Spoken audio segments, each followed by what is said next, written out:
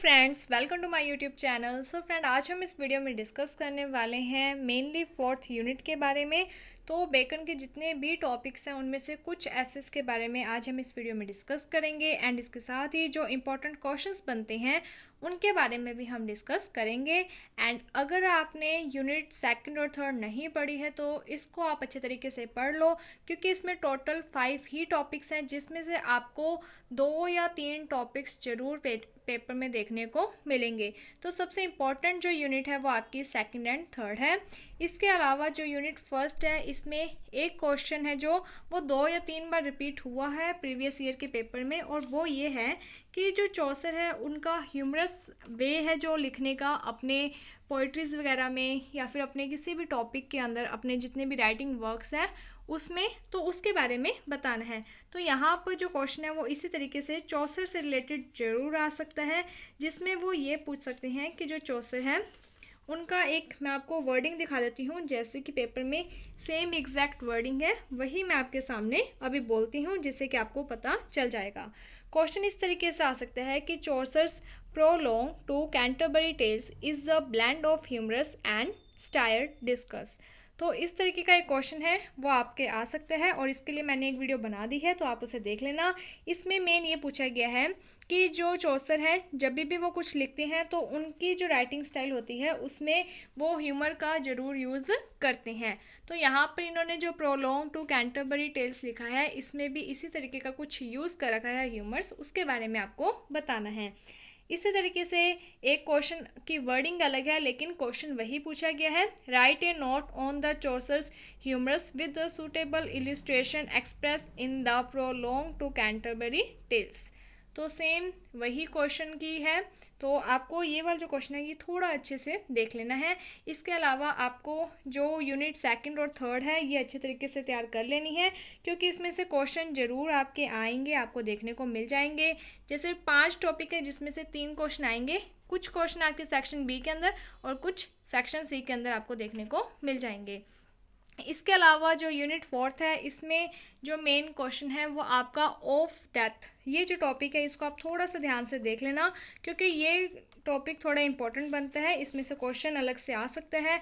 तो अगर of death में से कोई भी क्वेश्चन आता है तब आपको वहाँ पर मेन लिखनी समरी ही है। इसके अलावा एक जो टॉपिक है वो आपका है ऑफ ट्रूथ।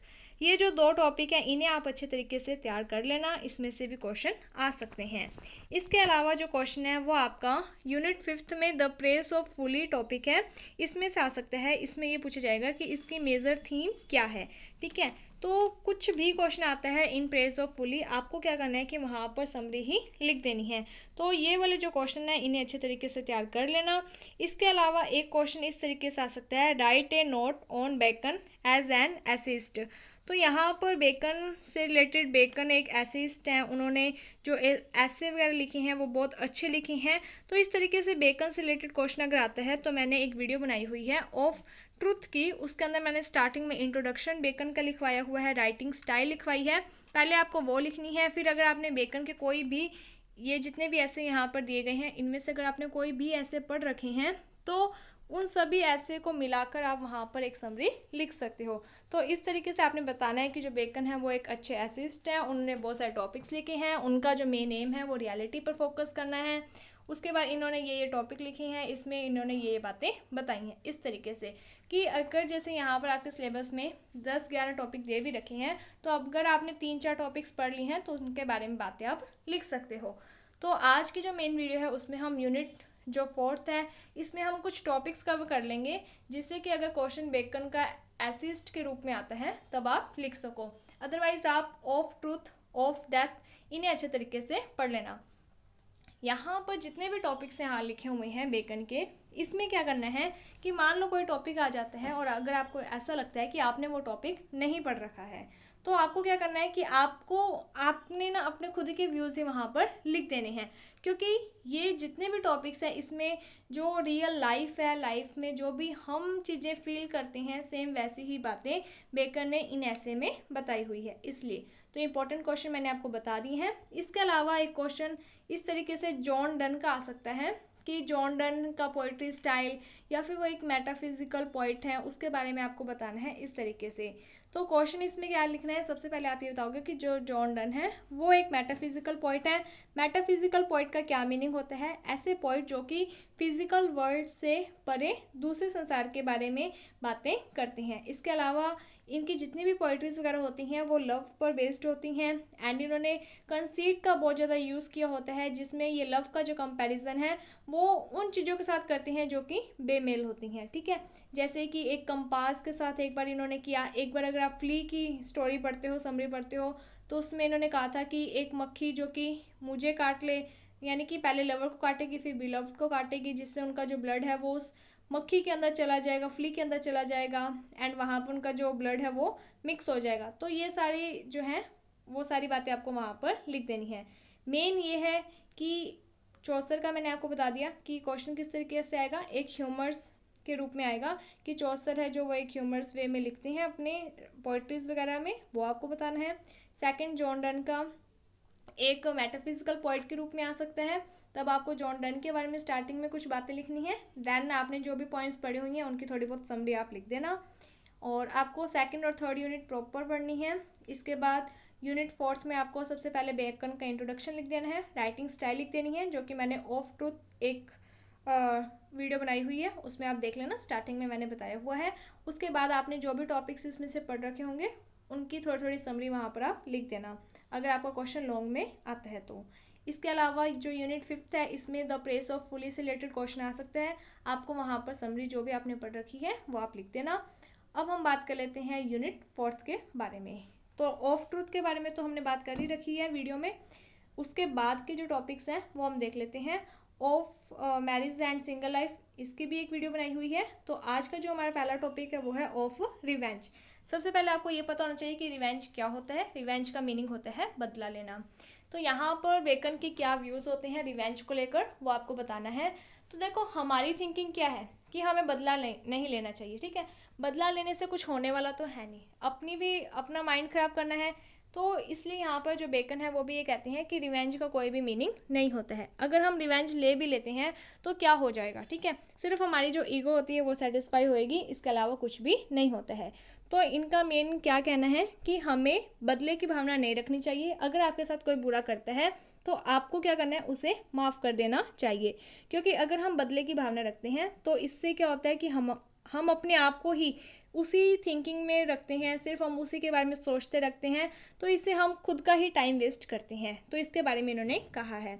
इसके साथ ही इन्होंने कहा है कि अगर कोई इंसान है वो गलत करता है, ठीक है, तो पहली बात आपको कोशिश ये करनी चाहिए कि आपको माफ़ी कर देना चाहिए। अगर आप बदला लेते भी हो तो आपको इस तरीके से बदला लेना चाहिए कि आपके ऊपर कुछ भी बाद में ब्लेम ना हो, ठीक है। तो आपके जितने भी लॉज ऑर्डर बने हुए हैं उसके अकॉर्डिंग आपको अपना बदला लेना चाहिए, ठीक है। ऐसा नहीं कि उसने आपको कुछ कहा आप उसका मर्डर करने चले जाओ, आप उसको मार पीट दो, नहीं, आपको एक सही तरीके से बदला लेना चाहिए अगर आप लेना चाहते हो तो। अगर कोई इंसान बुरा है तो उससे आपको ब्लेम नहीं करना चाहिए, क्योंकि जिस तरीके से एक कांटा होता है वो उसका क्या काम है, चुभना ही उसका काम है। उसी तरीके से एक बुरा पर्सन है, उसका मेन काम क्या होगा, वो बुरा ही करेगा लोगों का। लेकिन आप कैसे हो, आपको इस बात पर ज़्यादा फोकस करना चाहिए। इसके साथ ही जो बेकन है वो कहते हैं कि अगर आपका कोई दुश्मन है, वो आपके साथ कुछ बुरा कर रहा है, तो आप उसे माफ़ कर दो, क्योंकि चलो वो आपका दुश्मन था, आपको पता था कि वो आपका बुरा ही करेगा। लेकिन अगर आपका कोई ऐसा फ्रेंड है जिस पर आप बहुत ज़्यादा ट्रस्ट करते हो, वो आपके साथ कुछ ऐसा कर दे, धोखा दे दे आपको, तो उसको माफ़ नहीं करना चाहिए, ऐसा ये कहते हैं। इसके बाद वो कहते हैं कि कोशिश ये करनी चाहिए कि हमें रिवेंज, बदले जैसी भावना से दूर ही रहना चाहिए। अगर कोई हमारे साथ कुछ बुरा करता है तो हमें उसे माफ़ कर देना चाहिए, इससे बड़ा और कुछ भी नहीं हो सकता है। तो यहाँ पर मैं आपको हर एक जो ऐसे है उसमें जो मेन बातें हैं वो बता रही हूँ कि बाई चांस अगर आपने नहीं भी पढ़ रखा है तो वहाँ पर पेपर में आप कुछ भी लिख सको, ठीक है। क्योंकि अगर स्टैंजा आती है एक वगैरह तो आपको कम से कम इतना पता हो कि बेकन ने लिखी है और उनके कौन कौन से ऐसे के नेम हैं। इसके बाद जो नेक्स्ट है वो है ऑफ लव। ऑफ लव के बारे में बेकन क्या कहते हैं।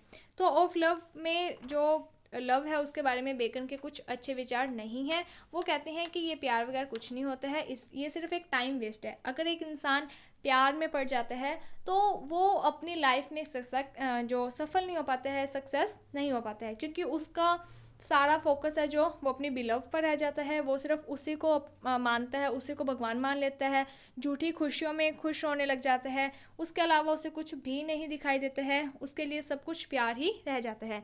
तो यहाँ पर बेकन ये भी कहते हैं कि जितने भी ग्रेट लोग हुए हैं, अगर आप उनके बारे में देखते हो, उनके बारे में पढ़ते हो, तो आपको पता चलेगा कि उनमें से किसी की लाइफ में लव नहीं था। इसके अलावा वो कहते हैं कि जब इंसान प्यार करने लग जाता है तब वो एक नई अलग ही दुनिया में खो जाता है, और ये जो उसकी दुनिया होती है, इसमें बेसिकली होता क्या है, इमेजिनेशन। ठीक है, उसकी जो थिंकिंग होती है वो सारी इमेजिनेशन से हो जाती है, वो जो अलग अलग बातें करने लग जाता है जो कि रियल वर्ल्ड से अलग होती है। अगर आप इसका एग्जांपल देखना चाहो तो आपने जॉन डन की पोइम्स वगैरह पढ़ रखी होगी, तो आपको पता चल जाएगा कि वहाँ उनके लिए अपनी प्रेमिका के अलावा और कुछ भी नहीं होता है। जैसे कि यहाँ पर एक पोइट्री थी द सन राइजिंग, जिसमें वो अपनी बिलव्ड के लिए सन तक के बारे में बुरा कहने लग जाते हैं। वो कहते हैं कि तुम लेट आया करो क्योंकि हम डिस्टर्ब हो जाते हैं। तो आप समझ सकते हो। इसके बाद नेक्स्ट जो ऐसे है उसका नाम है ऑफ डेथ। ऑफ डेथ के बारे में यहाँ पर बेकन कहते हैं कि जो डेथ है वो बुरी चीज़ नहीं होती है। जो इंसान होता है वो क्या है कि डेथ के डर से ही ज़्यादा अपने आप को तकलीफ़ देता है। तो इंसान है जो वो ये सोचता है कि जो डेथ आएगी तो बहुत प्रॉब्लम्स होंगी, डेथ है, यानी कि वो डेथ के बारे में, मृत्यु के बारे में सोचता रहता है, और ये जो डर होता है ये डेथ से कहीं ज़्यादा भयानक होता है। तो वो कहते हैं कि जो डेथ है वो एक अंधेरे की तरह है। जिस तरीके से इंसान अंधेरे से डरता है वैसे ही इंसान डेथ से डरता है। अगर किसी इंसान को मृत्यु आती है तो इतनी तकलीफ उसे मृत्यु से नहीं होगी जितनी कि उस डेथ के आने के डर से, क्योंकि इंसान पहले ही सोचने लग जाता है कि उसको मृत्यु आने वाली है, जबकि जब तक नहीं आती है तब तक की जो लाइफ है वो उसे भी खराब कर देता है। तो यहाँ पर जो बेकन है वो कहते हैं कि हमें डेथ को भी एक अच्छे पॉजिटिव व्यू में रखना चाहिए। हमें एक्सेप्ट करना चाहिए कि जैसे एक इंसान का जन्म होता है वैसे ही जो डेथ है वो भी क्या है, नेचुरल है, वो भी हर किसी को आएगी। तो हमें उसके बारे में ज़्यादा नहीं सोचना चाहिए, जब भी आएगी हमें उसे एक्सेप्ट कर लेना चाहिए। तो यहाँ पर एक किंग ओथो के बारे में भी वो बताते हैं कि किस तरीके से जब उनकी डेथ हो गई थी तो वहाँ के जो लोग थे उन्होंने, उनकी जो प्रजा थी, उन्होंने भी आत्महत्या कर ली, क्योंकि वो अपने राजा की डेथ का जो सच था उसे एक्सेप्ट नहीं कर पाए। उन्हें इतना ज़्यादा दुख हुआ कि वो उस दुख में जी ही नहीं सके, इसीलिए उन्होंने क्या कर ली, आत्महत्या कर ली। तो यहाँ पर जो बेकन है वो कहते हैं कि डर से ज़्यादा डेथ ईजी होती है। तो इस तरीके से वो कहते हैं कि इंसान को डेथ से डरना नहीं चाहिए। इसके साथ ही उन्होंने ये भी बताया है कि जो डेथ होती है, अगर जो मृत्यु है, मृत्यु तो हर एक इंसान को आनी है, ठीक है, अगर किसी इंसान को जल्दी आ जाती है तो एक सिपाही के रूप में आए। तो यहाँ पर वो कहते हैं कि अगर कोई इंसान देश के लिए मरता है तो वो जो डेथ होती है वो सबसे ज़्यादा सुप्रीम होती है, क्योंकि उस डेथ में सिर्फ उसको चाहने वाले ही नहीं बल्कि उसके दुश्मन भी उसकी रिस्पेक्ट करते हैं कि ये इंसान अपने देश के लिए शहीद हो गया। तो इस तरीके से इसमें बताया गया है। इसके बाद नेक्स्ट जो टॉपिक है वो है ऑफ एडवर्सिटी।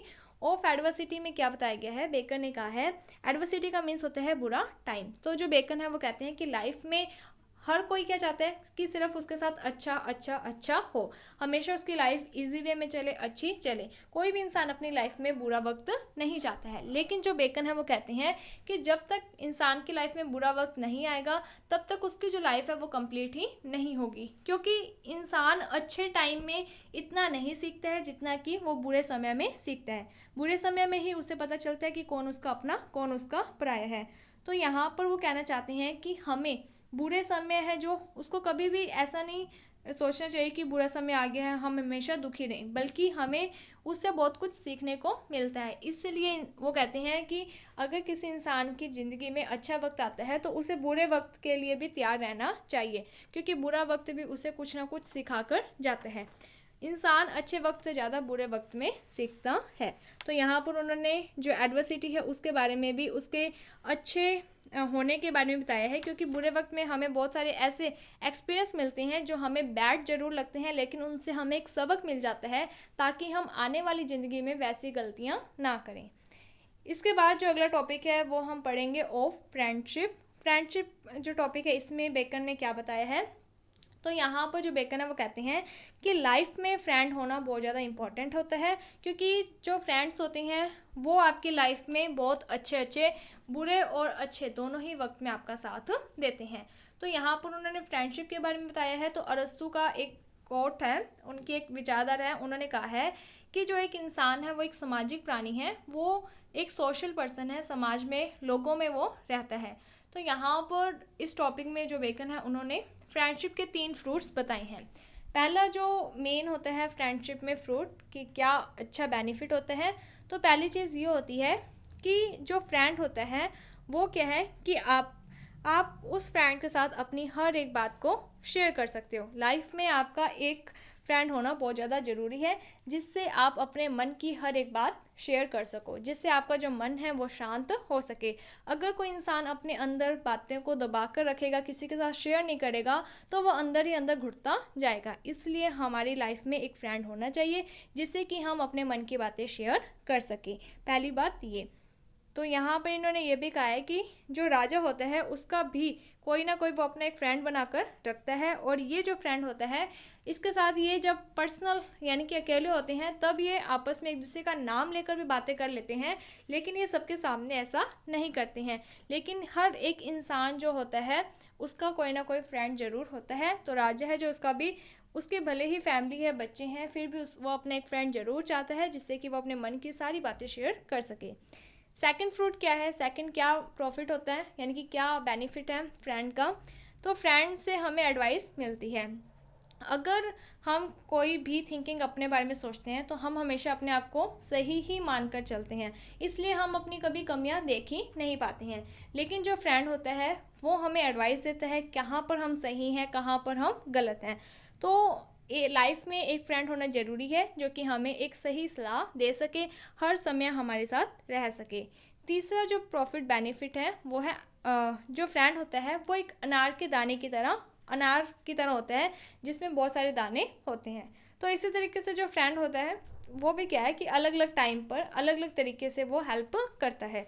जो फ्रेंड होता है वो कभी भी किसी भी सिचुएशन में साथ नहीं छोड़ता है, तो ये भी एक अच्छा बेनिफिट है। इसलिए यहाँ पर इन्होंने कहा है कि फ्रेंडशिप सबसे इम्पोर्टेंट होती है, लाइफ में फ्रेंड होना बहुत ज़्यादा ज़रूरी है जिससे कि आप अपनी बातें शेयर कर सको और अपनी लाइफ अच्छे से जी सको। सो इस तरीके से कुछ टॉपिक हमने डिस्कस कर लिए हैं। 3 topic of truth of marriage and single life of anger, इन 3 के बारे में मैंने पहले ही बता दिया था। कुछ टॉपिक हमने कर लिए हैं, 3 टॉपिक हमारे रह चुके हैं। अगर आप चाहो तो आप इन्हें छोड़ सकते हो, क्योंकि इतने टॉपिक्स के थ्रू आप अपना जो क्वेश्चन है वो इजी वे में कवर कर सकते हो। So thank you friends for watching my video. Thank you.